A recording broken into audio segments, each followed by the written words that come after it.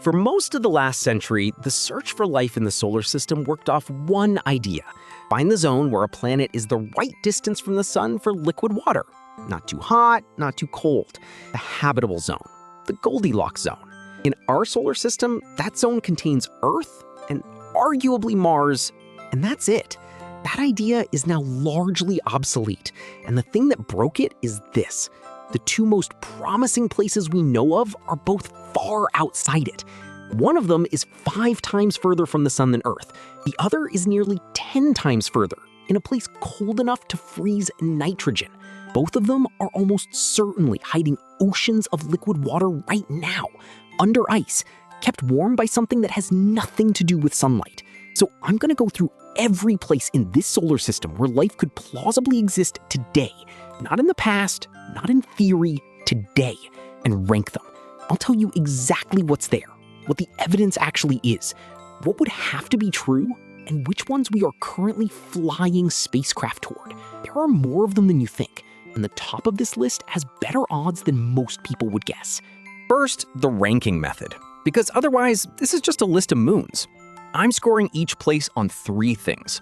1, is there liquid water, or a liquid solvent of some kind, right now? Not evidence of ancient water, present tense. 2, is there an energy source? Life needs a chemical gradient to eat, something out of equilibrium that it can push toward equilibrium and harvest the difference. On Earth's surface, that's sunlight. In the deep ocean, it's chemistry at hydrothermal vents. And that's the model that matters here because sunlight is useless under 15 kilometers of ice. 3 are the raw ingredients there. Carbon, nitrogen, phosphorus, sulfur. The boring stuff. A place that scores on all 3 isn't proof of life. It's a place where we can't rule it out, which in this field is a much bigger deal than it sounds. Because for most of the solar system, we can rule it out immediately. And I want to be honest about the standard here up front. We have exactly 1 example of life in the entire universe. Every rule we have about what life needs is derived from a sample size of 1. That's a genuinely weak basis for confident predictions, and it cuts both ways. We might be too strict, or we might be missing possibilities we can't imagine. Let's start with the ones that fail, because knowing why they fail tells you what actually matters. Mercury fails on everything.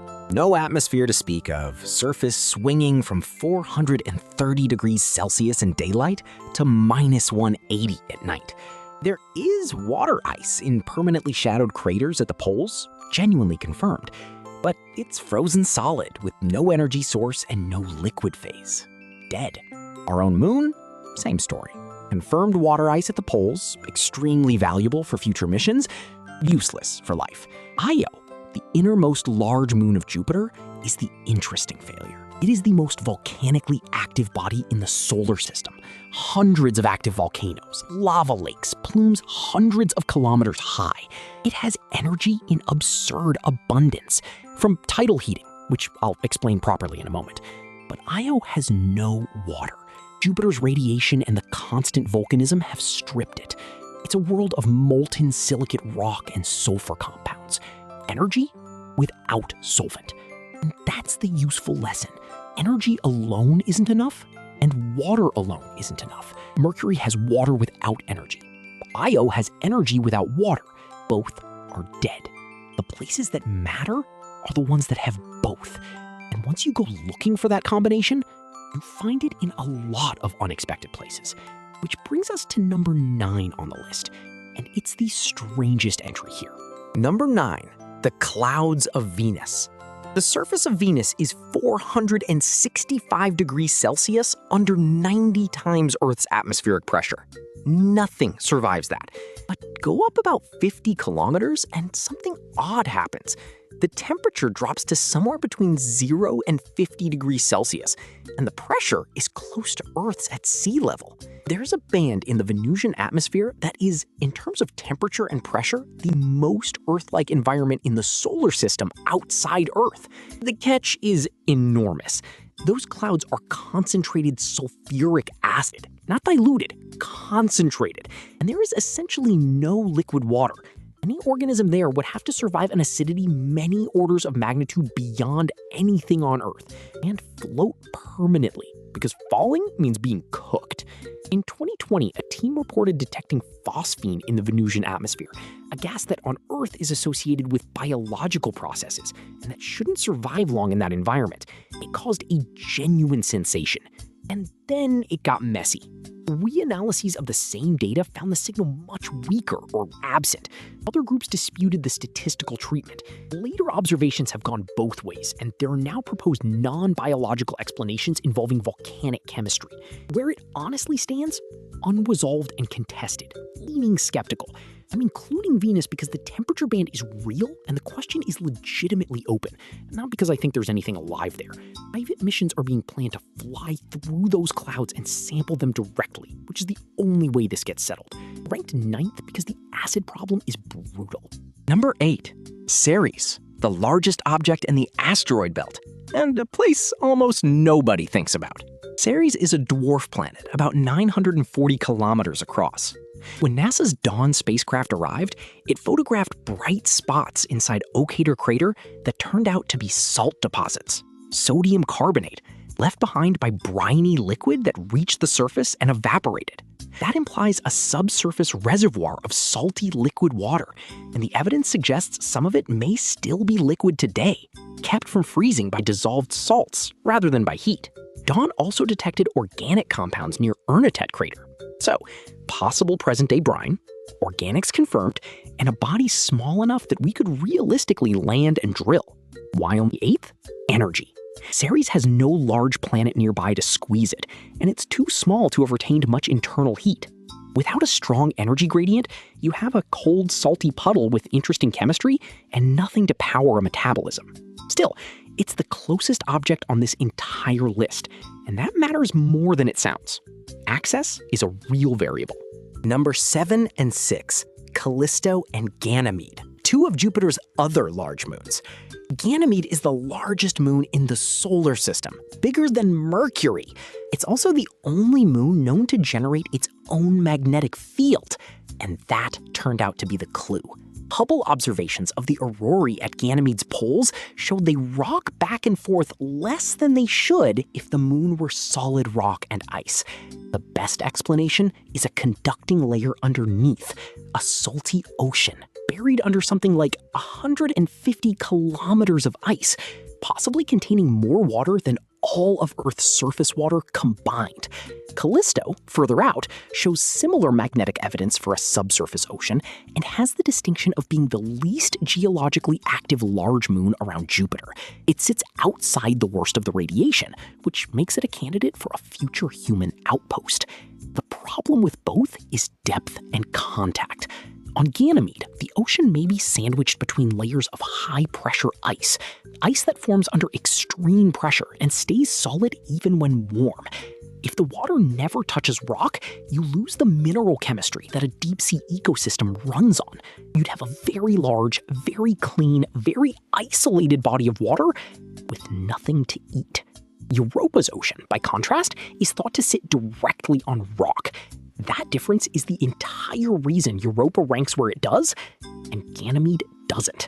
The European Space Agency's JUICE mission launched in 2023 and will enter orbit around Ganymede in the 2030s, the first spacecraft ever to orbit a moon other than our own.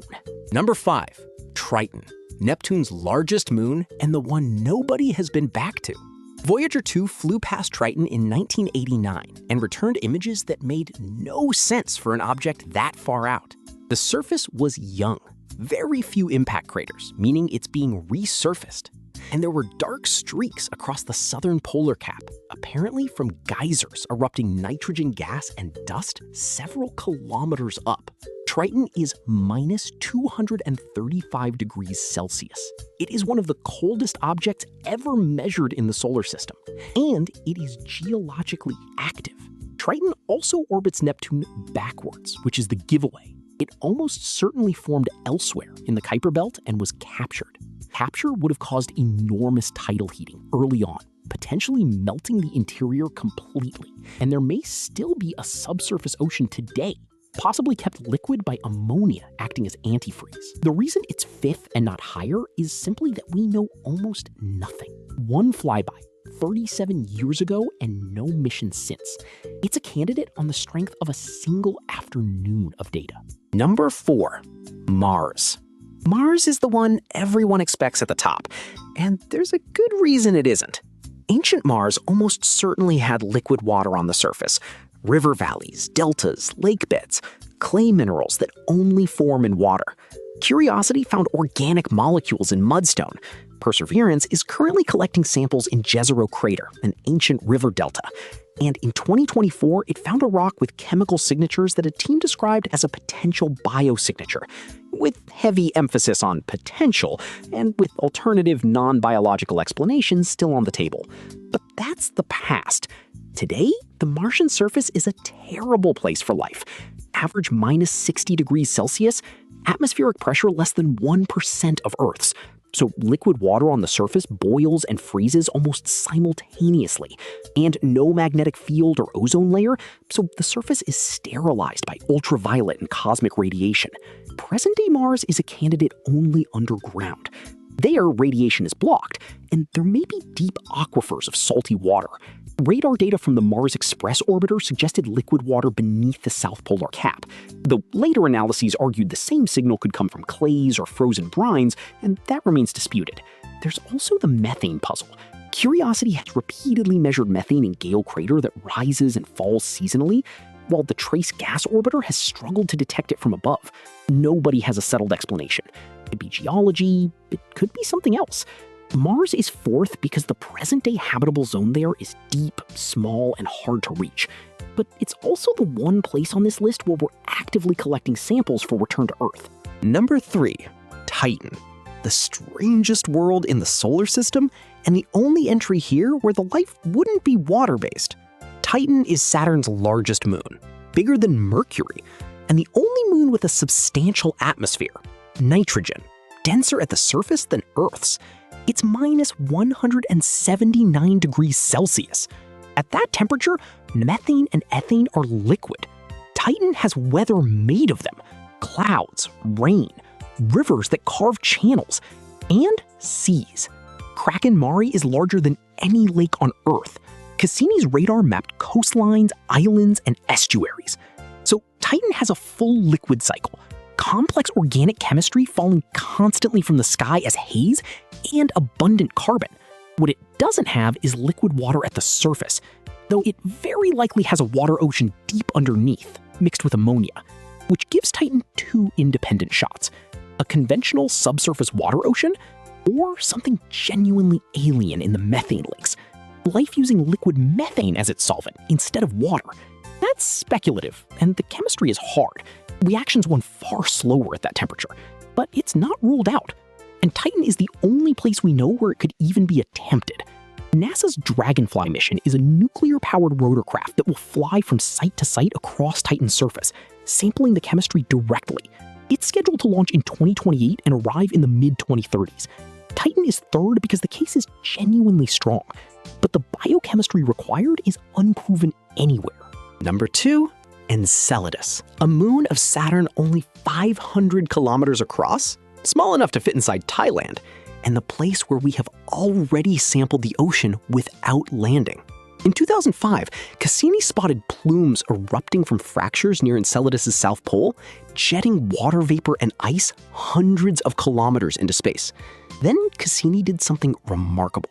It flew directly through them, repeatedly, and analyzed the contents. Here's what was in there. Water, obviously. Salts, sodium chloride, meaning the ocean is in contact with rock. Silica nanoparticles, which on Earth form when water above about 90 degrees Celsius interacts with rock. Direct evidence of hydrothermal activity on the seafloor. Molecular hydrogen, which is a usable food source for microbes.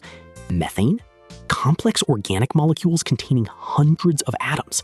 And in 2023, phosphates, phosphorus, the ingredient people had worried might be missing, found at concentrations far higher than in Earth's oceans. Put that together, and Enceladus has every single item on the checklist. Liquid water in contact with rock, a chemical energy gradient from hydrothermal vents, and all the essential elements, including the one we were worried about. We have not detected life there, but we have detected an environment that on Earth would be full of it. It's second only because Europa's ocean is far larger and older, and size and time matter for the odds. Enceladus is arguably the easier target though. The ocean sprays itself into space, so a future mission can sample it by flying through the plume, with no drilling required. Number 1. Europa. Europa is Jupiter's 4th largest moon, slightly smaller than our own. Its surface is water ice, and it is the smoothest solid surface in the solar system. Almost no impact craters, which means it's young and constantly renewed. It's covered in a network of long, dark cracks, and in places the ice looks broken into rafts that shifted and refroze exactly like sea ice on Earth. Underneath is an ocean of liquid salt water, somewhere between 60 and 150 kilometers deep. Europa is a quarter of Earth's diameter, but because that ocean covers the entire moon and is so deep, it holds roughly twice as much liquid water as every ocean on Earth combined. Now, how does it stay liquid 5 times further from the sun than we are at minus 160 degrees on the surface? Tidal heating. Europa orbits Jupiter in an ellipse, so the gravitational pull on it varies through each orbit. The moon is stretched and relaxed over and over. That flexing generates friction inside the rock and ice, and friction generates heat. It's the same reason a paperclip gets hot when you bend it back and forth. And critically, this is powered by orbital mechanics, not by the sun. It works just as well in permanent darkness. This is the single idea that broke the habitable zone concept, because it means the amount of sunlight a world receives has nothing to do with whether it can host liquid water. Europa's ocean is believed to sit directly on a rocky seafloor, which means the same water-rock chemistry that powers hydrothermal vent ecosystems on Earth, where entire food webs live on chemical energy with no sunlight at all, and where many researchers think life on Earth began. Europa Clipper launched in October 2024 and arrives in 2030. It won't land. It will make dozens of close flybys, mapping the ice, measuring the ocean's depth and saltiness, and analyzing any plume material it can catch, building the case for whether a lander is worth sending. So here's the whole list, ranked. Europa first, the largest ocean on rock heated by orbital mechanics with a spacecraft already on the way. Enceladus second, every box ticked, and it sprays its ocean into space for free sampling. Titan third, a complete liquid cycle and possibly a second alien biochemistry. Mars fourth, the past looks promising. The present is underground and hard to reach, and it's the only one we're returning samples from. Triton fifth, geologically active at minus 235 degrees, and we visited once. Ganymede and Callisto 6th and 7th, enormous oceans, probably sealed away from rock. Ceres 8th, brine and organics, no energy. Venus clouds 9th, the right temperature, catastrophically wrong chemistry. And here's the part I actually find useful. Beyond the list itself, every serious candidate on it is warmed by tidal flexing, not by starlight. That completely changes the arithmetic for the rest of the universe. If liquid water only exists in narrow habitable zones, oceans are rare. If any moon in an elliptical orbit around a giant planet can have